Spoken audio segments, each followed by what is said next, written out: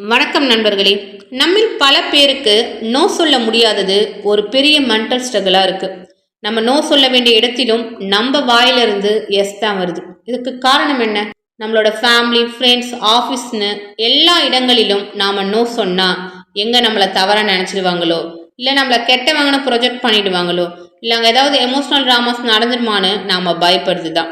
ஆனால் எஸ் சொல்ல சொல்ல உங்கள் வாழ்க்கையை உங்களாலேயே முழுமையாக வாழ முடியாது. ஸோ இந்த வீடியோவில் நீங்கள் எப்படி ஒரு குற்ற உணர்ச்சி இல்லாமல் பயப்படாமல் ரொம்ப கான்ஃபிடெண்ட்டாக நோ சொல்வதற்காக 10 சிம்பிள் டெக்னிக்ஸ் சொல்லித்தரப்போகிறேன். ஸோ வீடியோவை முழுசாக பார்த்து தெரிஞ்சுக்கோங்க. பாயிண்ட்ஸ் நம்பர் 1, உங்களோட ஃபேமிலி சர்க்கிள்லையும் ஃப்ரெண்ட்ஸ் சர்க்கிள்லையும் யாராவது உங்ககிட்ட ஏதாவது கேட்டாங்கன்னா உங்களால் செய்ய முடிஞ்சதுன்னா எஸ், இல்லை அதே கான்ஃபிடென்ட்டோட செய்ய முடியலையா நோ சொல்ல கற்றுக்கணும். அப்படி நீங்கள் நோ சொல்வதால் அவங்கள அவமரியாதையாக நடத்துறீங்கன்னு எந்தவித அர்த்தமும் கிடையாது. சப்போஸ் நீங்கள் நோ சொல்லிட்டீங்க, அப்போ ஆப்போசிட்டில் இருக்க பர்சன் உங்களை ரொம்ப தப்பாக நினச்சிடுவாங்க, நீங்கள் ரொம்ப செல்ஃபிஷ்னு நினச்சிடுவாங்கன்னு அந்த பயத்தை ஃபஸ்ட்டு விட்டுடுங்க.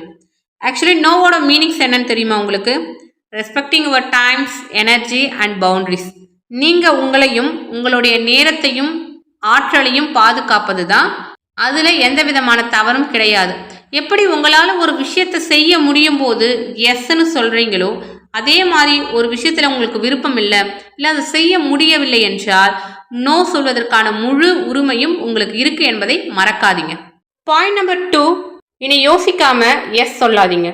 ஏன்னா நீங்கள் யோசிக்காமல் சொல்கிற அந்த எஸ் வார்த்தையால் தான் நம்மள நிறைய பேரோட சந்தோஷம் பாதிப்படைகிறது. நீ உங்களோட ஃபேமிலி மெம்பர்ஸாக இருக்கட்டும், ஃப்ரெண்ட்ஸாக இருக்கட்டும், ஏதாவது ஒரு விஷயம் கேட்குறாங்களா, அவங்ககிட்ட இப்படி சொல்லி பழகுங்க.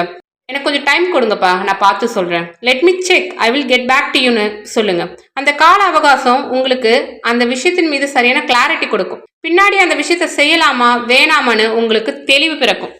பாயிண்ட் நம்பர் 3, உங்கள் எல்லாருக்கும் மனதில் ஒரு கேள்வி இருக்கலாம். இவ்வளவு நாள் பழகிட்டோம், நேருக்கு நேராக மூஞ்ச பார்க்குறோம், எப்படிப்பா அவங்க மூஞ்சால் அடிச்ச மாதிரி என்னால் நோ சொல்ல முடியும்னு. நீங்கள் நோ சொல்லுங்கள், ஆனால் மூஞ்சால் அடிச்ச மாதிரிலாம் சொல்லணும்னு அவசியம் கிடையாது. ரொம்ப அமைதியாக, ரொம்ப சாஃப்டாக அண்டு கிளியராக நோ சொல்ல கற்றுக்கணும். இப்போ உதாரணமாக, இப்போ எனக்கு முடியாத சுச்சுவேஷனில் இருக்கேன்ப்பா, ஸோ கண்டிப்பாக நெக்ஸ்ட் டைம் பார்க்கலாம், நான் இதை கமிட் பண்ண முடியாதுப்பா, ஸோ அதனால் இப்போ எனக்கு இது வேணாம், நான் ஆல்ரெடி வேற ஒரு பிளானில் இருக்கேன், ஸோ நெக்ஸ்ட் டைம் கண்டிப்பாக பார்த்துக்கலாமே, இது எனக்கு இப்போ கம்ஃபர்டபுளாக இல்லைப்பா, ஸோ இப்போ எனக்கு இது வேணான்னு கிளியராக ரொம்ப அமைதியாக நீங்கள் சொன்னீங்கன்னா உங்கள் மேலே ஆப்போசிட்டில் இருக்கவங்களுக்கு எந்த விதமான மன கஷ்டமும் ஏற்படாது. பாயிண்ட் நம்பர் 4, நோ சொல்லுங்கள், ஆனால் ரொம்ப ஷார்ட்டாக சொல்லுங்கள். நம்மில் பல பேர் நோ சொல்லுவாங்க, ஆனால் அந்த நோன்னு ஒரு வார்த்தைக்காக அவங்க ஒரு பக்கம் கதையை சொல்லுவாங்க. ஸோ இதுக்கப்புறம் நோ சொல்லுங்கள், ரொம்ப ஷார்ட்டாக சொல்ல கற்றுக்கணும். இப்போ எக்ஸாம்பிளுக்கு பார்த்தீங்கன்னா, எனக்கு ஆஃபீஸில் ஒர்க்லோட அதிகம்ப்பா, ஸோ என்னால் முடியாது, எனக்கு கண்டிப்பாக ரெஸ்ட் தேவைப்படுது, ஸோ என்னால் இப்போ செய்ய முடியாது, எனக்கு மற்ற கமிட்மெண்ட்ஸ்லாம் பார்க்கணும்ப்பா, ஸோ என்னால் இப்போ முடியாதுன்னு ரொம்ப சுருக்கமாக உங்களோட காரணத்தை நீங்கள் சொன்னீங்கன்னா அது உங்கள் கிளாரிட்டியை நிலைநிறுத்தும். பாயிண்ட் நம்பர் 5, நீங்கள் நோ சொல்லும்போது சாரி, என்னை தப்பாக நினச்சிக்காதீங்க, அது மாதிரியான எந்த ஒரு அப்பாலஜிஸும் பண்ணாதீங்க. உங்களோட கான்ஃபிடென்ஸை அங்கே அதிகமாக வச்சு இது என்னால் இப்போ செய்ய முடியாதுன்னு கிளியர் அண்ட் கட்டாக சொல்லிடுங்க. ஏன்னா உங்களோட சூழ்நிலை உங்களுக்கு தான் தெரியும். செய்ய முடிஞ்சா எஸ், செய்ய முடியலன்னா நோ. இதுக்கு நம்ம எந்த விதமான அப்பாலஜிஸும் பண்ண வேண்டிய அவசியம் அங்கே கிடையாது என்பதை புரிந்து கொள்ளுங்கள். பாயிண்ட் நம்பர் 6, நீங்கள் நோவே சொன்னாலும் ஆல்டர்னேட்டிவாக வேறு ஒன்று ஏற்பாடு பண்ணுறதா சொன்னீங்கன்னா ஆப்போசிட்டில் இருக்க பர்சன் ரொம்ப ஹாப்பி ஆகிடுவாங்க. அதை எப்படி சொல்லணும்? இது இப்போ முடியாது, ஆனால் கூடிய சீக்கிரமாக நான் உங்களுக்கு பண்ணி கொடுத்துட்றேன். என்னால் இது முடியாது, ஆனால் உங்களுக்கு இதை செய்யக்கூடிய வேறு ஒரு நபரை சொல்கிறேன். இந்த ப்ராஜெக்ட் என்னால் பண்ண முடியாது, என்னை விட நல்லா பண்ணுற ஒருத்தவங்கள நான் சஜஷன் பண்ணுறேன். இந்த மாதிரி நீங்கள் பேச ஆரம்பிச்சிட்டிங்களா உங்கள் நோ ரொம்ப ஸ்மார்ட்டாக ஆகிடும் அந்த இடங்களில். பாயிண்ட் நம்பர் 7, எந்த ஒரு விஷயத்துக்கும் ப்ராக்டிஸ் ரொம்ப இம்பார்ட்டன்ட். அதே மாதிரி தான் இந்த நோன்னு சொல்வதற்கும் ப்ராக்டிஸ் தேவைப்படுது. நான் இதை அக்செப்ட் பண்ண முடியாது, இப்பொழுது என்னால் இதை செய்ய முடியாதுன்னு நீங்கள் ப்ராக்டிஸ் பண்ணும்போது உங்களோட கான்ஃபிடன்ஸ் லெவல் அதிகரிக்கும். உண்மையான சுச்சுவேஷனில் உங்களுக்கு பிடிக்காத விஷயமும் சரி, உங்களால் செய்ய முடியாத விஷயமும் இருந்துச்சுன்னா என்னால் இதை செய்ய முடியாதுன்னு ரொம்ப கான்ஃபிடென்ட்டாக நீங்களே உங்கள் வாயிலிருந்து டைரெக்டாக சொல்ல ஆரம்பிச்சிருவீங்க. பாயிண்ட் நம்பர் 8, நமக்கு நோ சொல்லும்போது கஷ்டமாக இருக்கிறதோட ரொம்ப பயமாக இருக்கும்.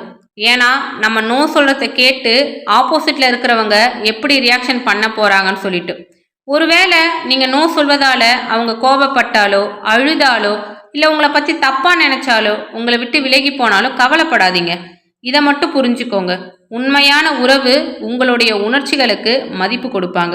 மற்றவங்க தான் அதில் பிரச்சனை பண்ணுவாங்க. நோ சொன்னாலே நீங்கள் கெட்டவராக மாறப்போவதில்லை என்பதை மட்டும் ஞாபகம் வைத்துக் கொள்ளுங்கள். பாயிண்ட் நம்பர் 9, உங்களின் எனர்ஜியை பாதுகாத்துக் கொள்ளுங்கள். நம்மில் பல பேர் நம்மளுடைய வாழ்க்கையில் நடக்கிற நிறைய விஷயத்துக்கு பிடிக்காமையே எஸ் சொல்வோம்.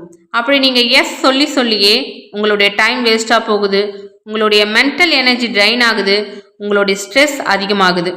இதற்கெல்லாம் ஒரு சொல்யூஷன் என்ன? நீங்கள் சொல்ல வேண்டிய அந்த சிம்பிளான நோ என்ற வார்த்தை தான். உங்களின் மன அமைதியை விட மற்றவர்களின் எதிர்பார்ப்பு ஒன்றும் பெரிது கிடையாது என்பதை புரிந்து கொள்ளுங்கள். பாயிண்ட்ஸ் நம்பர் 10, திரும்ப திரும்ப நோ சொல்ல கற்றுக்கணும். நம்மள சில பேர் நம்மளுடைய எல்லைகளை மதிக்க மாட்டாங்க. அதை தாண்டி அதுக்குள்ளே தான் வர பார்ப்பாங்க. நம்மளுக்கு ஒரு விஷயம் விருப்பம் இல்லை செய்ய ஈடுபாடு இல்லைன்னு தெரிஞ்சும் திரும்ப திரும்ப அதையே கேட்டுக்கிட்டே இருப்பாங்க. அப்படிப்பட்டவங்களுக்கு நீங்கள் என்ன பண்ணணும்? நீங்களும் திருப்பி ரொம்ப சாஃப்டாக அமைதியாக இல்லைன்னே ரிப்பீட்டாக சொல்லிக்கிட்டு இருக்கணும். இப்போ எக்ஸாம்பிளுக்கு, எனக்கு புரியுதுப்பா ஆனால் என்னால் முடியாது, எனக்கு நல்லாவே தெரியுது ஆனால் என்னால் இப்போ செய்ய முடியாதுன்னு நீங்கள் தொடர்ச்சியாக நோ சொல்லும்போது அந்த வார்த்தைக்கு மதிப்பு அதிகரிக்கும். இறுதியாக நண்பர்களே, இதை மட்டும் நினைவில் கொள்ளுங்கள். நோ சொல்வது என்பது ஒரு கலை. அதை நீங்கள் தொடர்ச்சியாக பயிற்சி பண்ணிங்கன்னா உங்களுக்கு அது ஈஸியாக வந்துடும்.